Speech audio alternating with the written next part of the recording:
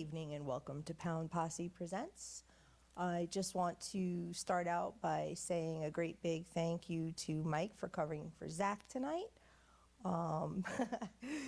It's always, it's always good to have the backup and to have the plan come together that he's available and can make it, and we don't have to do a pass when we're not planning to. So thank you for covering, and here we are now, and Zach is actually, bless his heart, off dog sitting for the weekend. Don't tell me I'm not an influence on that man, that man's life. But it's a beautiful thing, and I'm proud of him for doing it. And I guess that means he's available if necessary. I can call in that favor myself if I have to. Hint, hint, if you're watching Zach. Except that I know he's only doing one and I've got four, and my four probably trump the one that he's trying to do this weekend. But it's all good, and we will have Zach back next week, I am sure. And in the meantime, we have a show to do. So I was fortunate enough today in my running around, which I did have to do some running around, and I generally don't do that on a Saturday much because I wimp out and usually spend more time preparing for my show than, and I'm lazy and it's my first day off, etc., and so on. But anyway, I was fortunate enough to be able to stop by and see my dear friend Mark Poveromo at Thomaston Feed. He just remodeled his store and was having a big shindig there today. So yeah, the store looks great, and it was awesome to see him. So a great big shout out to dear friends and old friendships, and it was amazing to see him. Some people are just good for your soul, and I swear he's good for mine. He's just a great guy, and he gets animals, and I will always owe Kelly's almost year at the end of her life to him for the magic that he worked with her, just as far as whatever it was that she needed nutritionally. He kind of figured it out, and we ran with it, and she went from circling the drain to having a really good is better than it would have been final months of her life. And like I said, I will always owe that to him. And some people are just really special, and he's one of them. So good to see him, and a big shout out to Mark. Alrighty. Last week, I gave a little information about a dog named Clyde. And if you don't remember his story, or you don't know his story, he was walked behind a bicycle for 3 miles to an open access shelter, so matted that he couldn't even see. You couldn't reach through his fur and feel skin.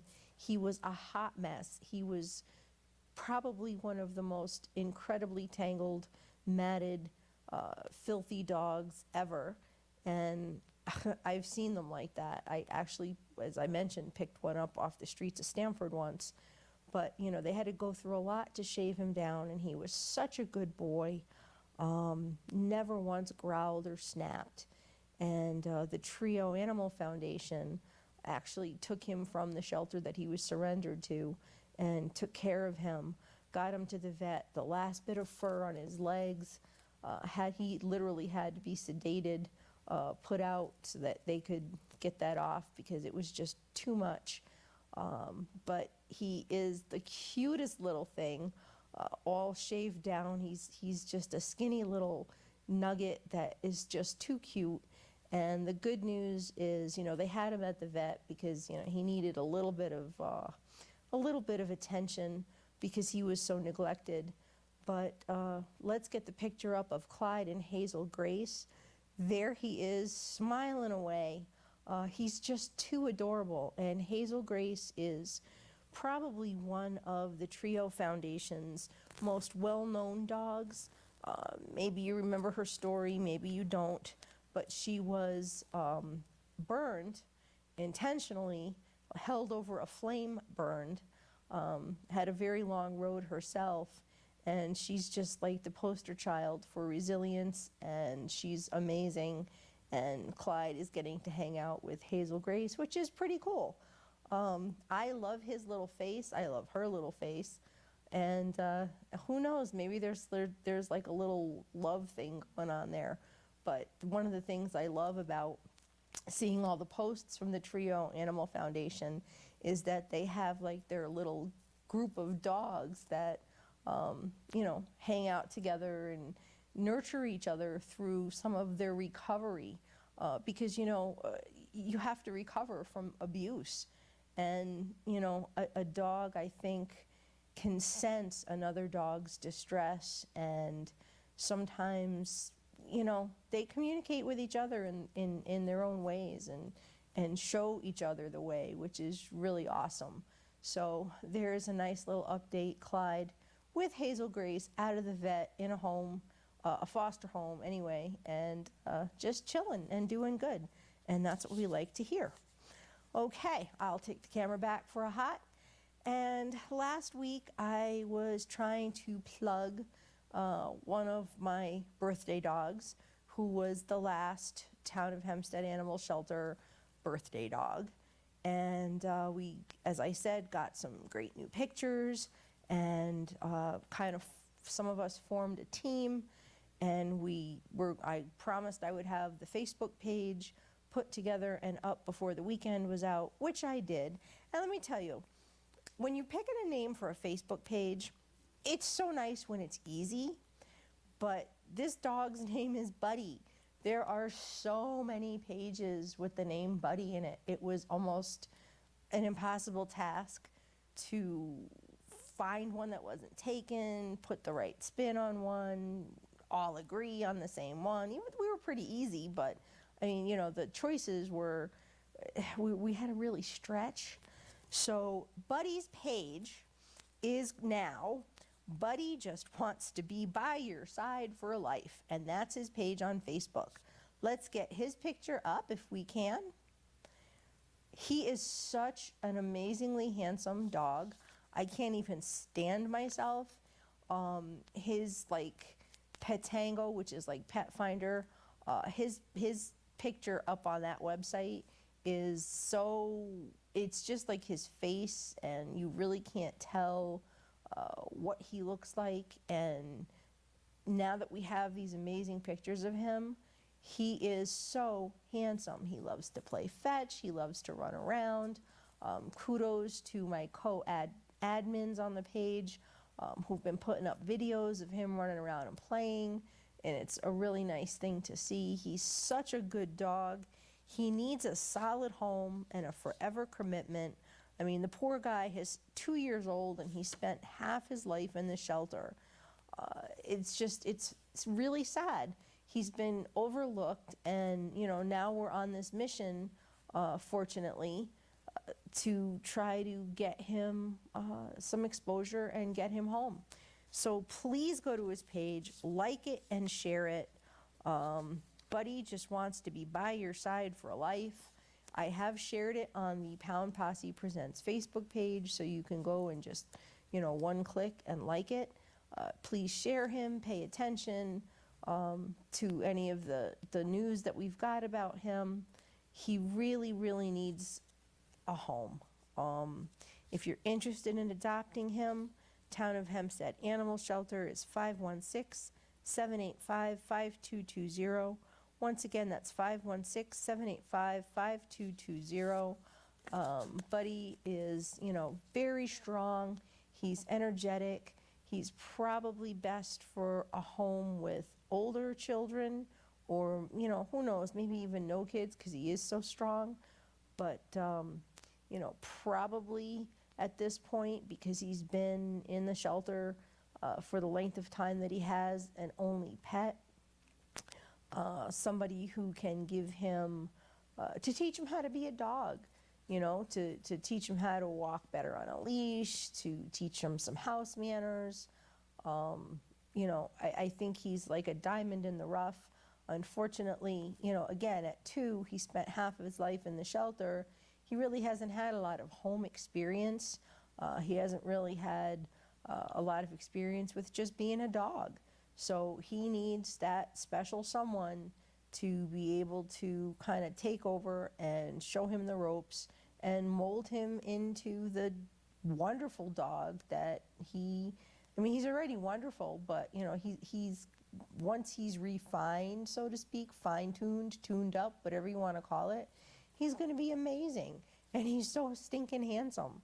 So anyway, that's your mission. Please like and share his page. Invite your friends to like it. Help me get him home. My birthday was in July. It's a long time even for birthday dogs.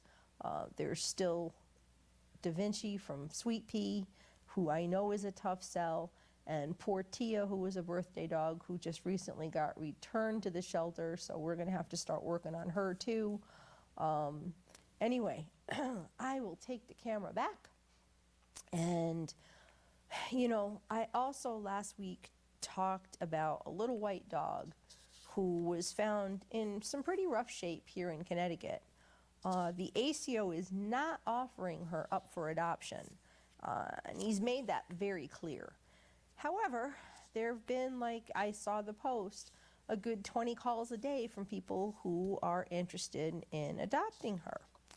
Well, well, that's nice, and it's noble, and I'm sure these people feel like they're really interested. My question is, why do people only want to adopt the pets that are making headlines? It was the same thing with an infamous pit bull named Patrick. There were so many people who, out of nowhere just wanted to adopt him, kept blowing everybody up about wanting to adopt Patrick after he was recovered. And, it was all through his recovery and every step of the way, people were hot and heavy to adopt Patrick, I believe by the thousands. If you remember Hudson and his sister Pearl, they had lines of people who just, wanted to adopt them. Do people have a hero complex? I mean, that's my question. The dogs, the cats that make the headlines that, are shared and posted and, have this story and everybody's heart's breaking. All these people want to adopt those animals, but there are so many animals who sit in silence, suffering their own tragedies, locked away in shelters out of the public's view, who need homes. They need someone to make a big deal out of them. They need someone to maybe go out of their way to find them. It's easy to want to adopt the dogs that, come across your news feed or people are sharing and everybody's oohing and eyeing over and maybe get news coverage. Those are the easy finds. What about the ones who are in the back of a shelter, hiding in their kennel, who are just as deserving of a home, who have maybe just as sad a story, who have been abused as well, who you can go and meet and you can decide that that's the dog for you. They just have to be found. They have to be found before they're too late. They need someone to be their hero. It's a lot like the people who get on the bandwagon when a dog is labeled urgent. Everybody falls apart and wants to start getting involved and has an opinion and, oh my God, this dog is urgent. And you forget the fact that every dog in a municipal shelter or a pound is urgent from the second it gets there. They have a definite time frame where they can, where they'll be alive. Some places don't kill for space, and that's an amazing thing, but more places than not do.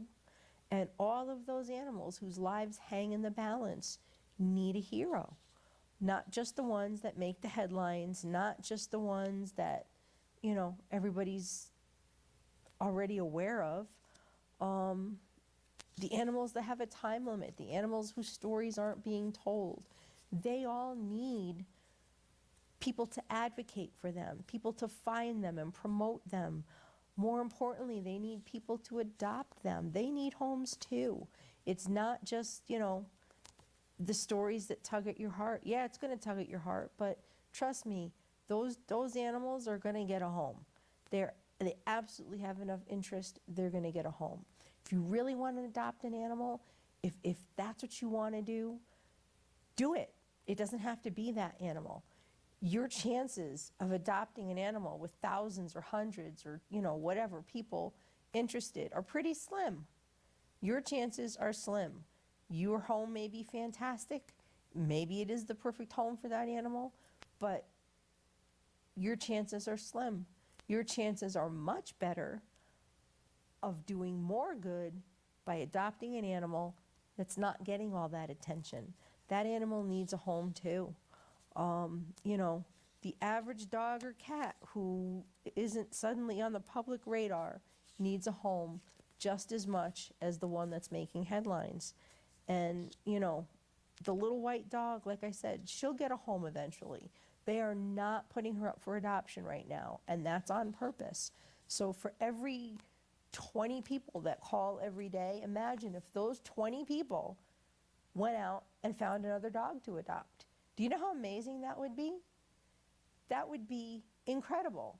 And, never mind how incredible it would be for the animals. It'd be pretty incredible for the shelters too, because then the shelters aren't inundated. Then there's room for other dogs, other cats, whatever comes through there, Go down to the shelter and find an animal. You may think, oh yeah, there's not going to be the cute little fluffy ones like that one at the shelter. You'd be surprised. You're kind of wrong. There are plenty of little dogs in the shelter system. You just have to actually get off your chair, get off your butt, and go find them. You can find them in the computer. You can go to all the websites for the local pounds, but they may not have all the dogs posted. Get off your butt and go down there, especially because the little ones do go fast. Unfortunately, the cute little fluffy dogs or the cute little any kind of dogs are going to be adopted before the bigger dogs. And sadly, they're going to be adopted before the pit bulls who die by the thousands in shelters every day. If you go down to the shelter and, people are like, oh, I can't go down there, it's too sad. Get over yourself.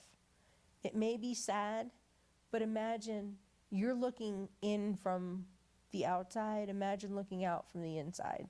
That's the reality for those dogs. Go find one. Go take one home if that's what you're really going to do. And commit yourself to that dog. Commit yourself to the process. Don't just do it because you go down there and you feel bad and, that one's kind of cute. There are the small ones out there. You just have to be quick and you have to persevere. The Bridgeport Animal Shelter, from what I understand, is full. Waterbury runs full or close to full all the time. It doesn't take much. It might be a little bit of work, but, I always say at the end of the day, love is worth the work. Go for it. Find a dog in a shelter. If you don't know where to turn, if you don't know where to look, if you don't know how to look, I admit sometimes I might take that for granted, that people have the knowledge or the skills to know where to start. If you don't, that's okay. You know what? Reach out to somebody. Reach out to me. I'll put you in touch. I'll show you the ropes. I'll tag you in posts. It's not impossible to find a perfectly adoptable dog in a shelter. It's just not. And, there's people who want to go the easy route and just go buy a dog from a pet store. That's not the way to do it. Trust me, that's not the way to do it, because that opens the whole can of worms about puppy mills, and you really don't want to get me started on that. But anyway, while dogs are dying in shelters, if you really want to adopt, go adopt one, go save a life, go be that dog's hero instead of, blowing up. And it's commendable that people want to give the dog a home, but instead of blowing up animal control over one dog who's not even available for adoption, go adopt one that's available. Go adopt one that's sitting in a pound waiting for someone to come and take it home. Adopt a dog that needs a home. It's not going to be the worst thing you've ever done. I wonder sometimes if all the people who make these phone calls for a dog that's, if it's just self-gratification, like I said, is it a hero complex? You want to be a hero, go be a hero, but you don't need to be a public hero. You don't need to have the trophy dog. That's like part of what I wonder. Are you all like blowing up this particular dog because it's going to be like a trophy dog? You got this dog that was so abused. There's others, and you don't need the pat on the back. All you need is how good it's going to feel to give a dog a home and to have that dog's love. Anyway, I am going to talk about some events.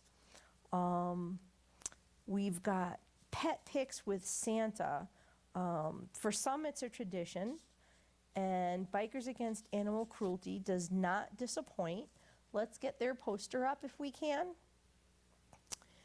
This is coming up November 26th, and it is from 1 to 4 at Gengris Harley-Davidson, 221 Governor Street in East Hartford.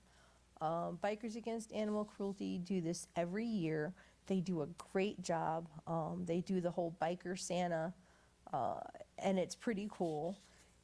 There's an instant color print available, and all proceeds, of course, go to Bikers Against Animal Cruelty to help keep doing the wonderful things that they do. And, this is pretty important. They will accommodate pets who need space. Not every animal does well around other animals, around lots of people. If you go inside without your pet, if you go inside and let them know that, you need a little bit of a special accommodation, they will do their best to give your pet a stress-free experience, which, it just speaks to how wonderful they are, and how much they understand animals. And again, you want it to be, you do it for yourself. Your dog doesn't really care about Santa Claus, but, at least if you're going to have to do it, or if you're going to do it to your pet, it might as well be a very, as least stressful as it can be. Let's put it that way. So kudos to Bikers Against Animal Cruelty for making that effort, and they are actually the first pet picks with Santa that I know of this year. Okay, so next up, we're going to put up the program for the Sweet Pea Memorial, which is tomorrow. Now, it's tomorrow night from 7 to 10 at the Rutland Public Library at 280 Main Street in Rutland, Mass. Excuse me. Space is very limited. Unfortunately, there's the fire code of how many people can be inside. But anyway, battery candles only, and it will be a very, very emotional thing. Let's hope that this weather that, some people are talking about doesn't actually happen, because it's going to put a damper on things. And also just a reminder that it is not a pet-friendly event. You do not want to bring your pet if you're going. As you can see, there's a whole schedule of events, and it will be filmed, so that's a good thing. If you can't get there, you will be able to join in. And I think that if you want to light a candle at home, if you can't make it, that would be a very nice way to participate. I will take the camera back, and just very quickly before we go, the Connecticut Emergency Animal Response Service is holding pet first aid classes, which I think is a very wonderful thing. They give you the basics so that you're prepared to help your pets in an emergency. They teach you how to put together a pet first aid kit and more. The first one is Wednesday, November 30th from 6 to 8 at the Seymour Public Library. And then there's another one Sunday, December 4th from 3 to 4:30 at Pet Sense in Cromwell. Pre-registration for both of these events is required, and for that you can email info@earsct.org, info@earsct.org. And I can't tell you how really important it is. It's another thing that I think I take for granted. Some people just really don't know how to respond in a medical emergency. To have some basics is pretty important, especially, I mean, if you have animals, I think you should know what to do in any kind of situation. If you work with animals, you absolutely should have the experience. The classes that I have taken in the past are CPR/first aid classes. And it's very important. I suggest very highly, I recommend very highly, if you can do one, to do it. And I'm going to say goodnight because it's that time.